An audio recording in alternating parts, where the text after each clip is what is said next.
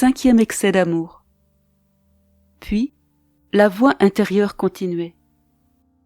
Ma fille, ne t'éloigne pas de moi. Ne me laisse pas seule. Mon amour veut de la compagnie.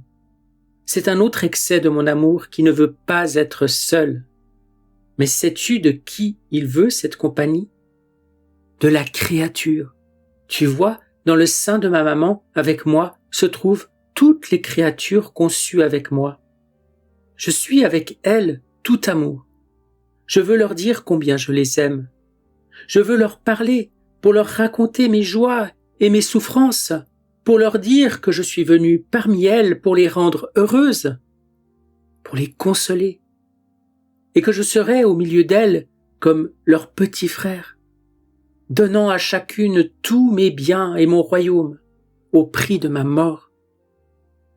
Je veux leur donner mes baisers, mes caresses. Je veux m'amuser avec elles. Mais hélas, que de douleurs elles me donnent. L'une me fuit, une autre fait la sourde oreille et me réduit au silence. D'autres qui méprisent mes biens ne se soucient pas de mon royaume et répondent à mes baisers et mes caresses par l'insouciance et l'oubli de moi, transformant ma joie et mes amusements en pleurs amers. Oh, comme je suis seul, même au milieu de tant de monde. Oh, comme ma solitude me pèse. Je n'ai personne à qui dire un mot, avec qui épancher mon amour. Je suis toujours triste et taciturne. Parce que si je parle, je ne suis pas écouté. Ah, ma fille, je te demande, je te supplie de ne pas me laisser seule dans une telle solitude. Aie la bonté de me faire parler en m'écoutant. Prête l'oreille à mes enseignements. Je suis le maître des maîtres. Combien de choses je veux t'enseigner. Si tu m'écoutes, tu me feras arrêter de pleurer et je m'amuserai avec toi. Ne veux-tu pas t'amuser avec moi? Et alors que je m'abandonnais en lui, le plaignant dans sa solitude, la voix intérieure continuait. Assez, assez, passe à la considération du 6e excès de mon amour.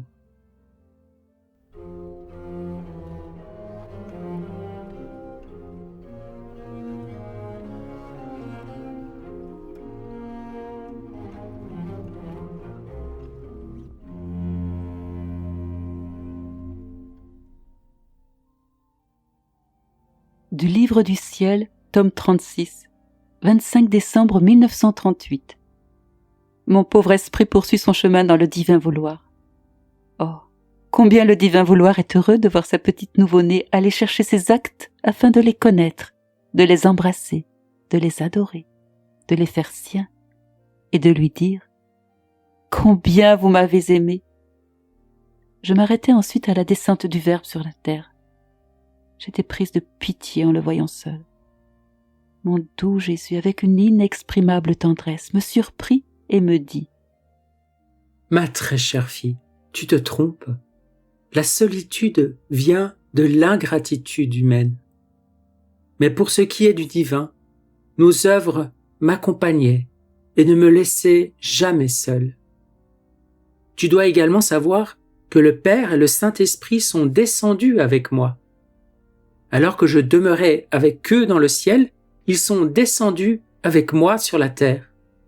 Nous sommes inséparables. Nous ne pourrions pas nous séparer, même si nous le voulions. Nous pouvons tout au plus nous bilocaliser. Et tandis que nous avons notre trône dans le ciel, nous formons notre trône sur la terre, mais sans jamais nous séparer.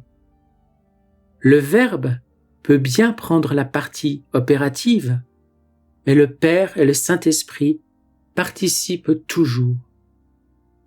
De plus, lorsque je suis descendu du ciel, dans l'acte de ma descente du ciel, tous firent partie de mon cortège pour me rendre les honneurs qui m'étaient dus. Le ciel m'accompagnait avec toutes ses étoiles pour honorer mon immutabilité et mon amour qui ne finit jamais. Le soleil m'accompagnait pour me rendre les honneurs de ma lumière éternelle. Oh, combien il me glorifia par la multiplicité de ses effets. Je peux dire qu'il me faisait un berceau de sa lumière.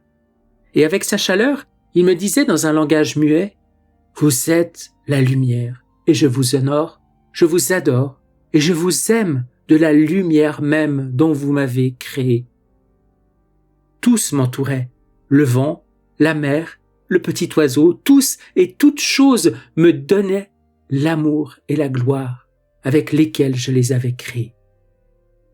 Certains exaltaient mon empire, mon immensité, d'autres mes joies infinies. Les choses créées me faisaient la fête. Et si je pleurais, elles pleuraient également, parce que ma volonté qui résidait en elles les informait de ce que je faisais. Et oh, comme elles se sentaient honorées de faire ce que faisait leur Créateur. J'avais la compagnie des anges qui ne me laissaient jamais seul. Et comme tous les temps m'appartiennent, j'avais la compagnie de tous ceux qui allaient vivre dans mon vouloir.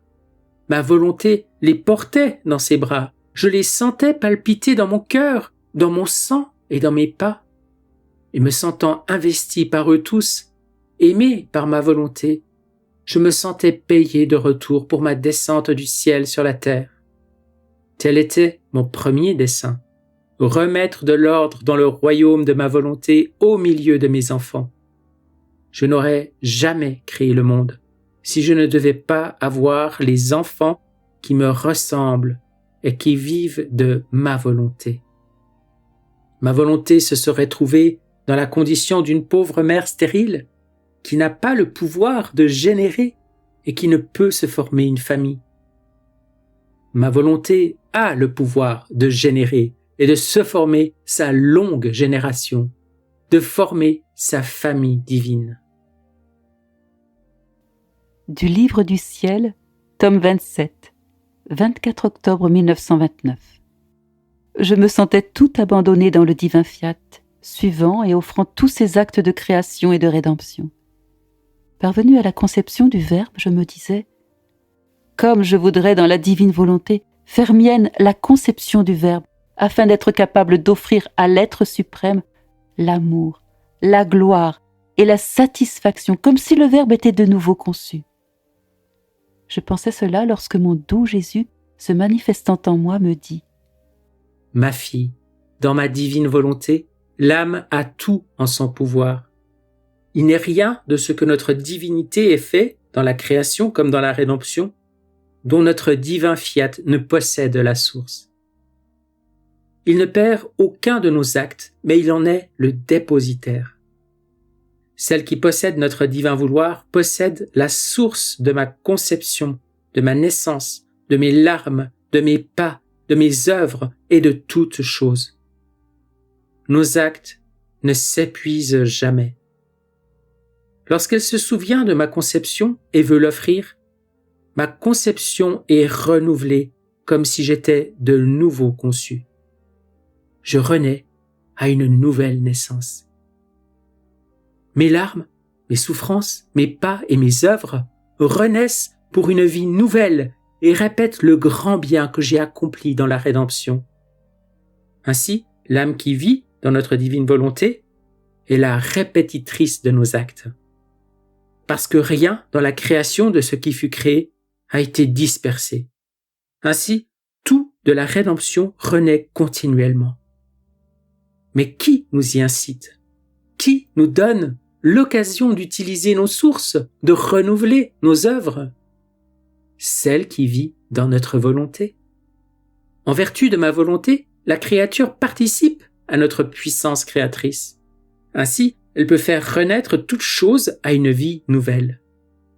Avec ses actes, ses offrandes et ses supplications, elle met nos sources continuellement en mouvement. Ceux-ci, mus comme par une brise agréable, forment des vagues. Débordant avec nos actes, elles se multiplient et grandissent infiniment. Nos sources sont symbolisées par la mer. Si le vent ne l'agite pas, si les vagues ne sont pas formées, les eaux ne débordent pas et les villes ne sont pas arrosées. C'est la même chose avec nos sources et toutes nos œuvres. si notre divin fiat ne veut pas l'émouvoir, ou si celle qui vit en lui ne pense pas à former une brise avec ses actes, même s'ils sont pleins à ras-bord, ils ne débordent pas à l'extérieur pour multiplier leurs biens au bénéfice des créatures. De plus, pour celle qui vit dans notre divin fiat, ces actes, à mesure qu'elle les forme, montrent jusqu'au commencement d'où est venue la créature. Ces actes, à mesure qu'elle les forme, montent jusqu'au commencement d'où est venue la créature. Ils ne restent pas en bas, mais ils montent très haut, à la recherche du sein de celui d'où est sorti le premier acte de son existence. Ces actes entourent le commencement qui est Dieu comme des actes divins. En voyant les actes de la créature dans sa divine volonté, Dieu les reconnaît comme siens et se sent aimé et glorifié comme il le veut par son propre amour et sa propre gloire. Mon amour, Jésus, je veux te tenir compagnie, te consoler et te manifester mon amour. C'est pourquoi je te baise du baiser de ta volonté. Tu n'es pas content si je te donne seulement mon baiser, car tu veux le baiser de toutes les créatures, et c'est pourquoi je t'embrasse dans ta volonté, car en lui je trouve toutes les créatures. Et sur les ailes de ton vouloir, je prends toute leur bouche et je te donne le baiser de toutes.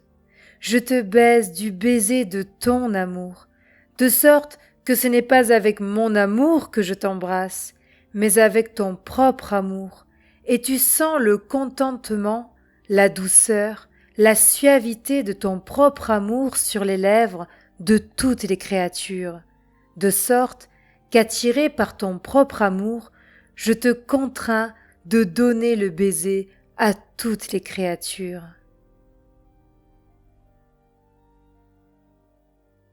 Vois, mon Jésus conçu, avec nous se trouve la Reine souveraine.